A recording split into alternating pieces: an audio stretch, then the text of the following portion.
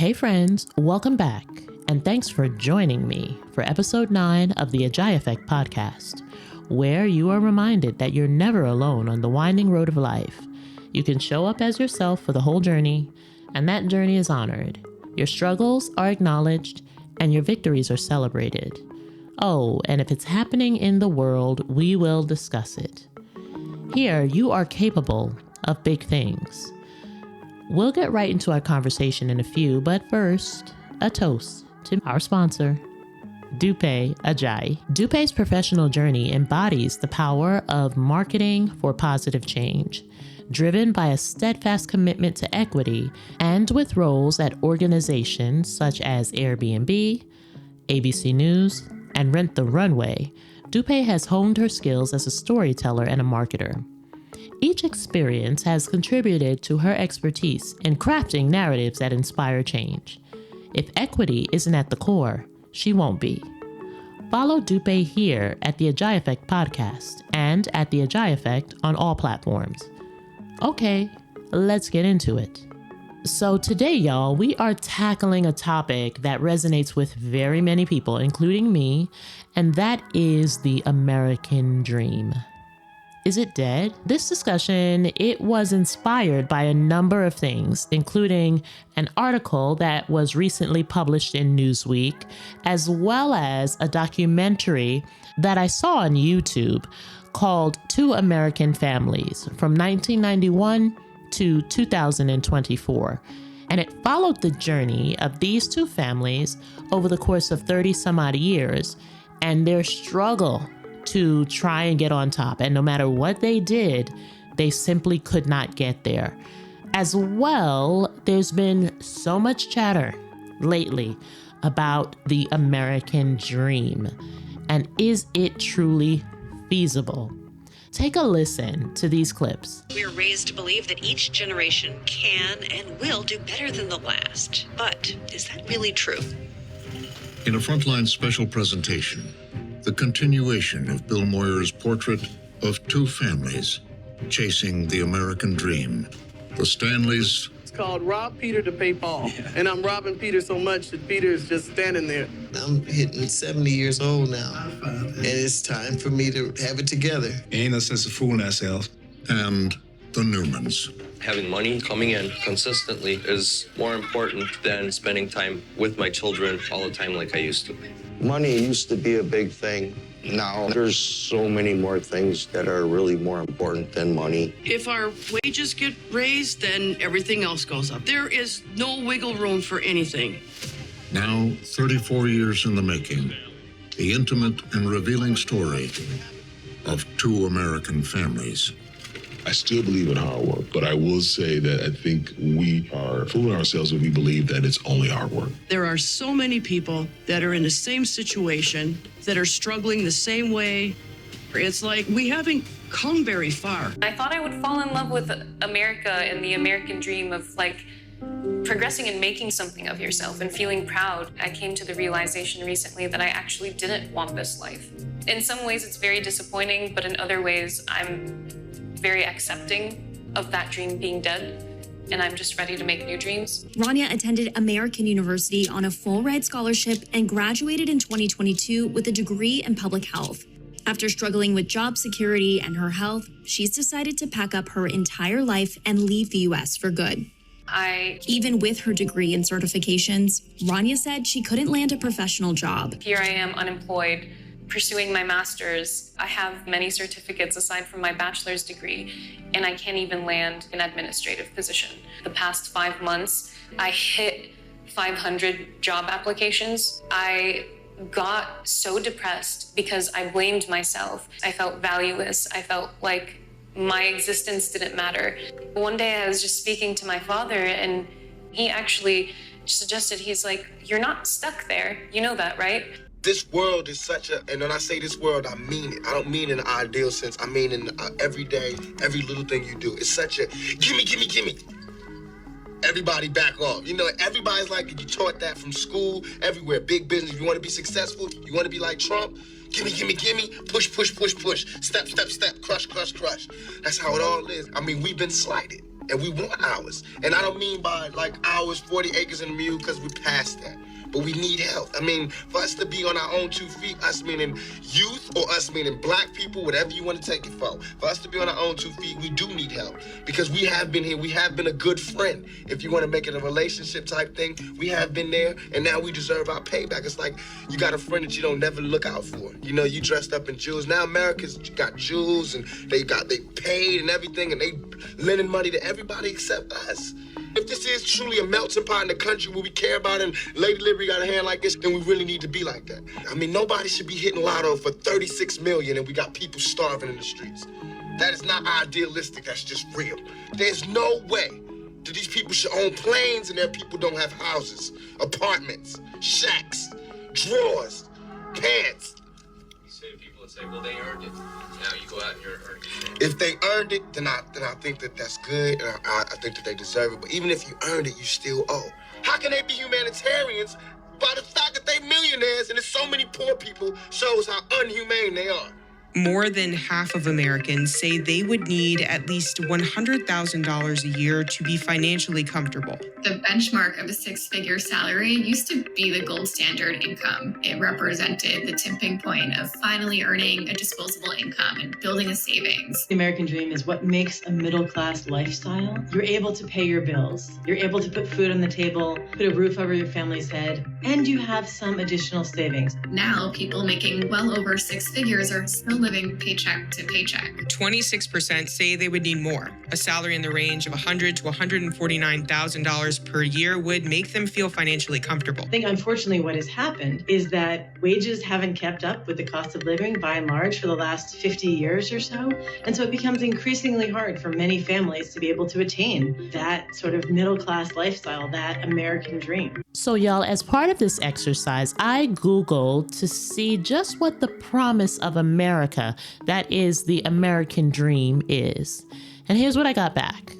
The American dream is the national ethos of the United States that every person has the freedom and the opportunity to succeed and attain a better life.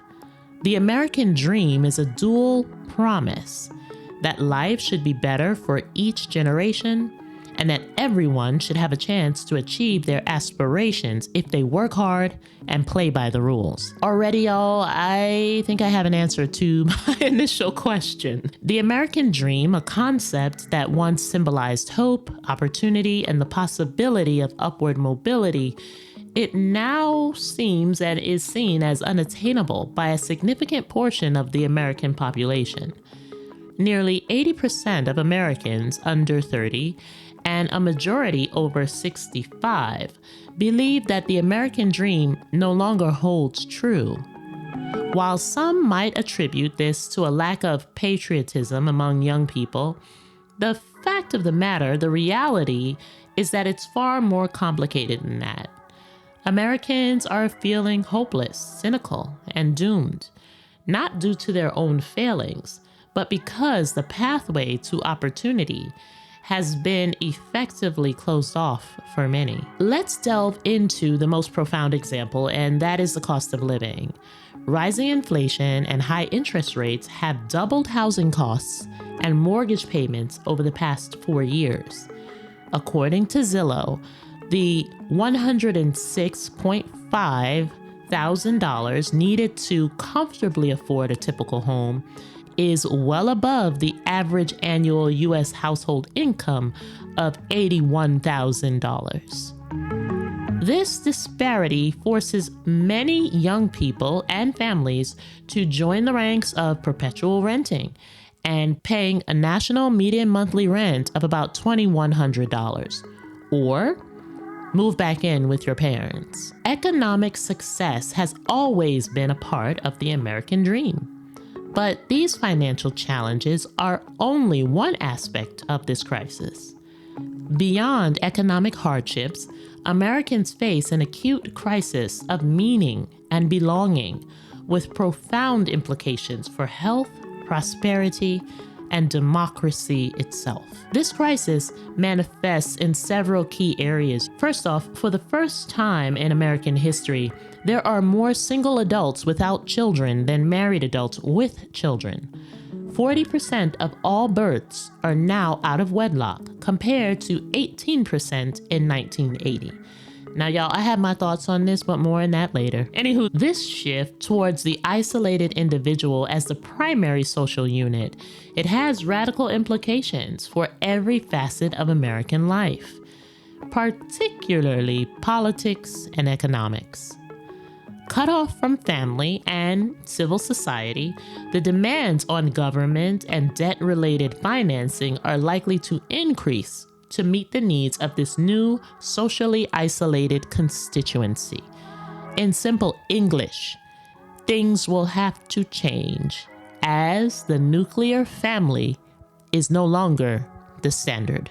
And when I say things, I mean many, many things. Almost every piece of legislation, almost every piece of advertising, everything soup to nuts will have to change. Y'all, as well, it cannot be denied that post-pandemic addiction rates remain alarmingly high. Habits like social media, porn, video games, marijuana use, which now surpasses alcohol use, they are all impacting sociability. And more deadly addictions such as opioids and methamphetamines have led to over 100,000 annual drug overdose deaths. That is a 500% increase since 2000. The burden of modern American life has normalized deaths of despair. Meanwhile, a decline in civic literacy has led to a loss of cultural memory and identity.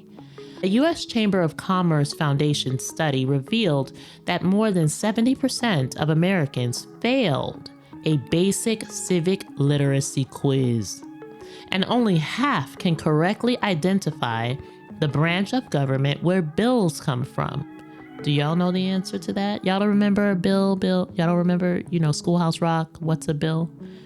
Y'all don't remember that? Okay, well, this lack, y'all, of understanding, it undermines our regime of self-government under the law and leaves many without hope for a better future or direction to just how the future should be mapped out. Given these significant challenges, the rising generation is searching for answers and mentorship.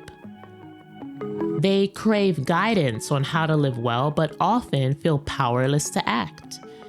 They are misunderstood. This explains the popularity of lifestyle influencers who draw thousands of young people who seek that very meaning and belonging.